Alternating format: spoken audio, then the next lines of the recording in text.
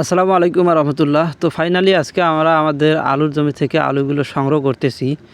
তো আমি আমাদের আলুর জমিতে আলু লাগানো থেকে শুরু করে আলুর জমিতে যে কীটনাশক যে সেচ ব্যবস্থা সব কিছু আপনাদের মাঝে শেয়ার করেছি। তো এখন আলু ঘরে তোলার সময়, ঘরে তোলার সময় আপনাদের মাঝে শেয়ার করতেছি।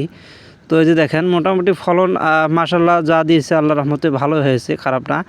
এটা হচ্ছে আমাদের রোমানা জাতের আলু। মোটামুটি আমাদের এলাকায় এটাকে বগুড়াই আলু নামে পরিচিত আর কি, অনেক লাল রঙের হয় আর কি। তো দেখেন ছোট ছোট লাল রঙের আলুগুলো মানে সংগ্রহ করতেছি।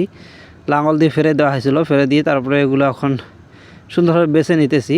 যদিও আলুর জমিটাতে প্রথম সেচ দেওয়ার পরে কয়েকদিন আগে কিন্তু মানে ইঁদুরের গর্ত দিয়ে পানি এসেছিলো, অর্ধেক আলুর গাছের মানে কাঁদি ভিজে গিয়েছিল, যার কারণে একটু সমস্যা হয়েছিল। তারপরে মোটামুটি মাশাল্লাহ আল্লাহ যা দিয়েছে ফলন ভালোই দিয়েছে। তো এখন এগুলো সংগ্রহ করে বাসায় নিয়ে যাব আর কি, এবং পাশাপাশি সংগ্রহ করে রোদে নাড়ি দিতেছি আর কি।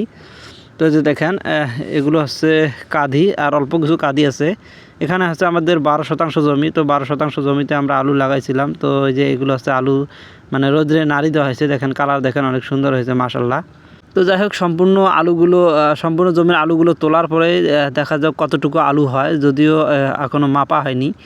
তারপরে দেখা যাবে কতটুকু হয় আর কি, একটা আইডিয়া করলে বোঝা যাবে আর কি। তো আমাদের এই জমিতে আমরা আলু তোলার পরে দেখি কি কি মানে করব, সেটা আপনাদের মাঝে পরে শেয়ার করবো ইনশাল্লাহ। যদিও পরিবার থেকে বলতেছে ধান লাগানোর জন্য, আসলে আমার ধান লাগানোর প্রতি কোনো একটা ইন্টারেস্ট নাই। আমার চিন্তা ভাবনা হচ্ছে আমি এই জমিটাতে হয়তো করলা না হলে শশা আবার দেওয়ার চিন্তা ভাবনা করতেছি। তো দেখা যাক শেষ পর্যন্ত কি হয়।